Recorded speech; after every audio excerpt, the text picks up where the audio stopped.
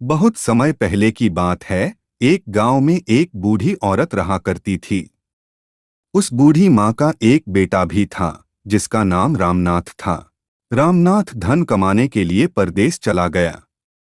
बुढ़िया अपने पुत्र के विदेश जाने के बाद बहुत चिंतित और दुखी रहने लगी, क्योंकि की बहू उसे प्रायः नित्य खरी खोटी सुनाया करती थी। इसीलिए बुढ़िया प्रतिदिन चिंतित और उदास रहती और घर के बाहर स्थित कुएं पर बैठकर रोया करती थी।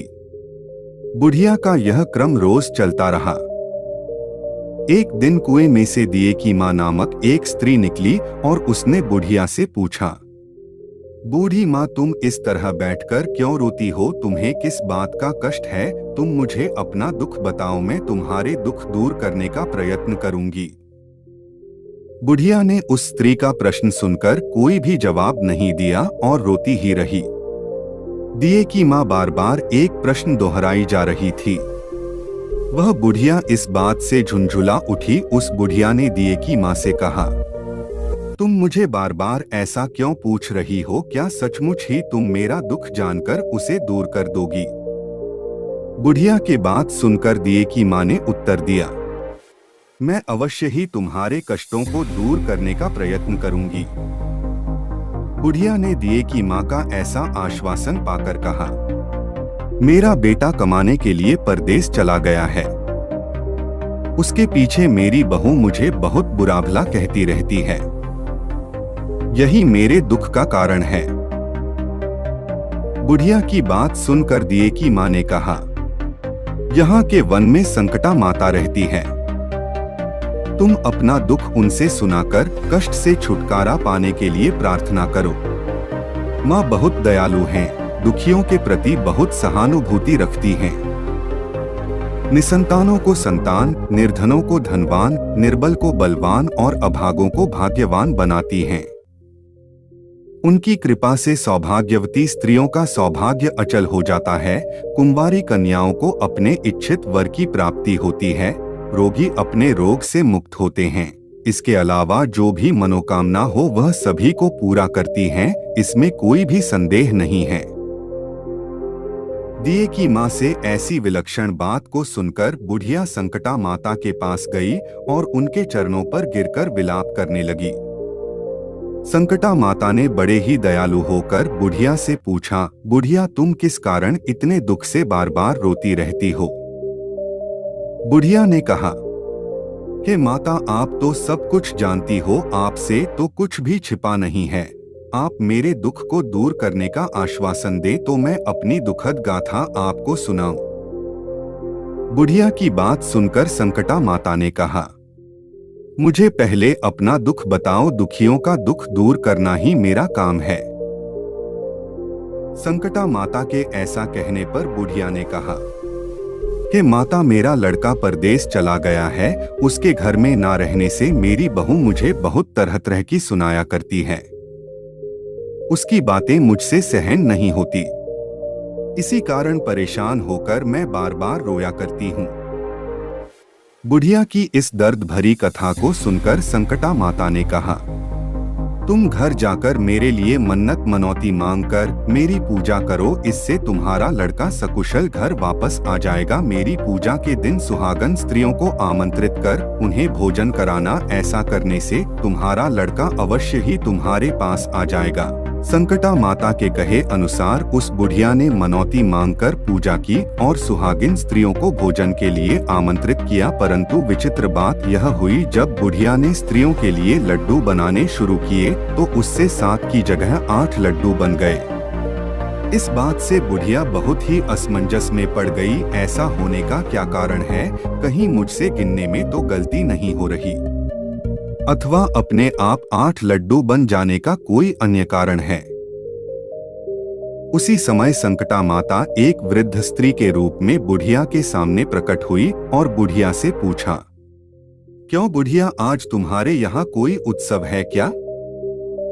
यह सुनकर बुढ़िया बोली, आज मैंने संकटा माता की पूजा की है और सुहागिन स्त्रियों को भोजन के लिए आमंत्रित किया है, किंतु जब गिनकर 7 लड्डू बनाती हूँ तो वे लड्डू अपने आप ही 8 बन जाते हैं।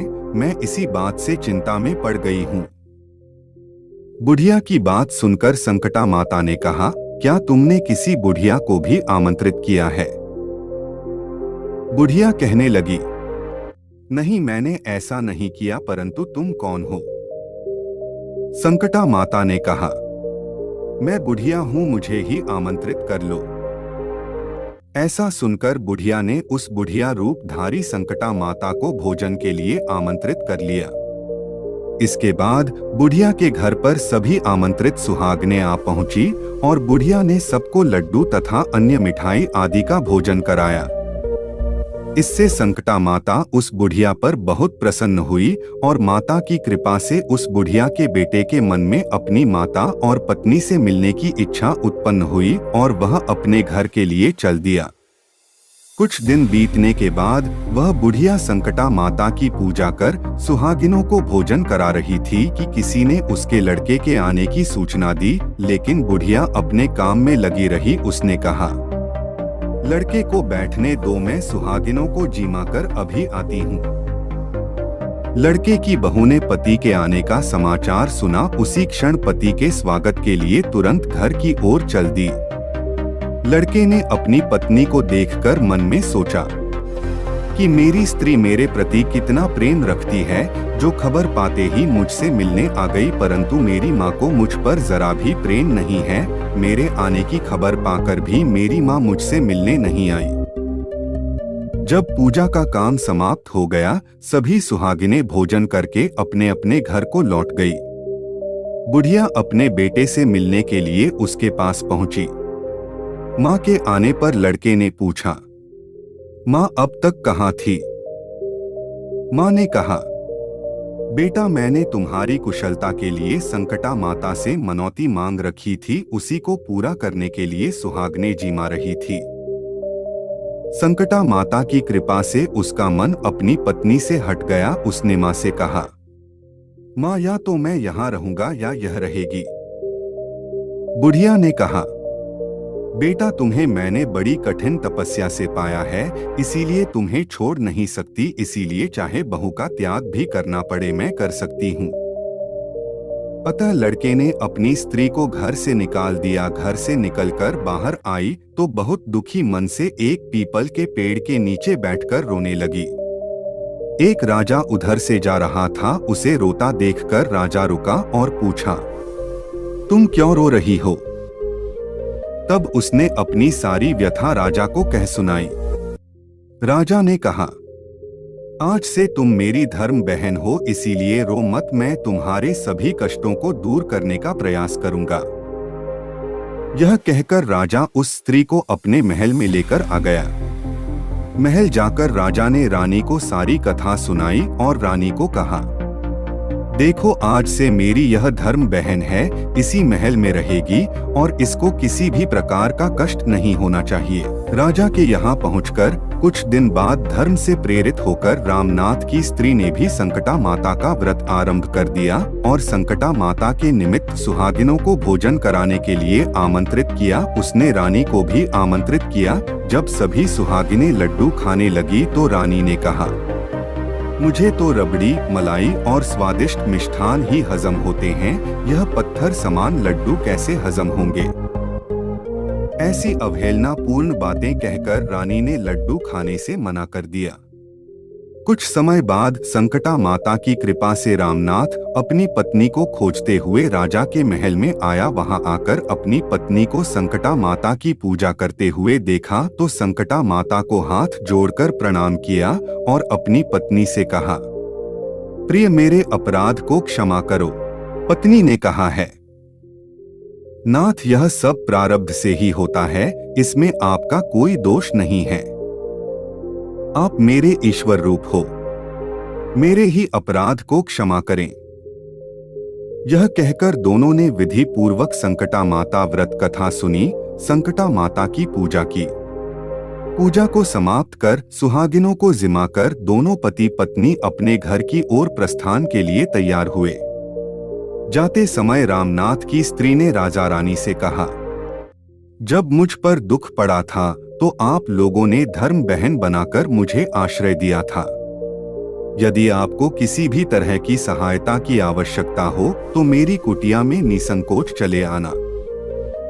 ऐसा कहकर दोनों पति पत्नी अपने घर चले आए। संकटा माता के प्रसाद का निरादर करने के कारण रानी पर भारी संकट आ पड़ा। रामनाथ की बहू के जाते ही उनका राजपाट नष्ट हो गया। ऐसी विपत्ति में पड़कर रानी ने राजा से कहा, ना मालूम वह तुम्हारी धर्म बहन कैसी थी, उसके यहाँ से जाते ही सब कुछ नष्ट हो गया। रानी ने राजा से कहा, जाते समय वह कह गई थी कि जब मेरे पर कष्ट पड़ा था तब मैं तुम्हारे यहाँ आई, और कदाचित तुम्हारे ऊपर कोई भी कष्ट पड़े तो तुम मेरे घर चले आना, इसीलिए हम लोगों को उसके यहाँ ही चलना चाहिए। ऐसा विचार कर राजा रानी दोनों ही अपनी धर्म बहन के घर गए। वहां जाकर रानी ने कहा, बहन तुम्हारे जाते ही ऐसा क्या हो गया कि हमारी सारी संपत्ति नष्ट हो गई, हम लोग बहुत परेशानी में पड़े हुए हैं। रानी की बात सुनकर रामनाथ की स्त्री ने कहा, बहन मैं तो कुछ नहीं जानती, मेरी तो सब करता धरता संकटा माता है, इसके अतिरिक्त कोई दूसरा नहीं। इसीलिए मेरी राय में तुम संकटा माता से अपनी भूलों के लिए क्षमा याचना करो, उन्हीं की मान मनौती से तुम्हारा काम बन जाएगा, तुम्हारे सारे बिगड़े काम अपने आप सुधर जाएंगे।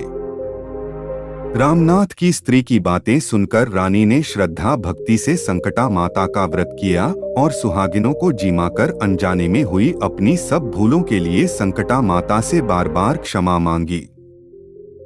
रानी के ऐसा करते ही संकटा माता प्रसन्न हो गई और रात में रानी को स्वप्न में कहा कि तुम दोनों पति पत्नी अपने महल को चले जाओ, वहां जाकर मेरी पूजा करना और मेरे निमित्त सुहागिनों को जिमाना। ऐसा करने से तुम्हारा गया हुआ राजपाट तुम्हें दोबारा वापस मिल जाएगा। सुबह होते ही रानी ने अपने स्वप्न की बात राजा को बताई। रानी की बात सुनते ही राजा उसी क्षण रानी को साथ लेकर अपने महल की ओर चल दिया। महल में आने के बाद राजा रानी ने संकटा माता के कहे अनुसार पूर्ण भक्ति भाव से माता संकटा की पूजा की और सुहागिनों को भोजन कराया। ऐसा करने से उनका बिगड़ा हुआ सारा समय सुधर गया और सारा राजपाट उन्हें वापस मिल गया और वह पहले की तरह राज्य को भोगने लगे। बोलो संकटा मैया की जय।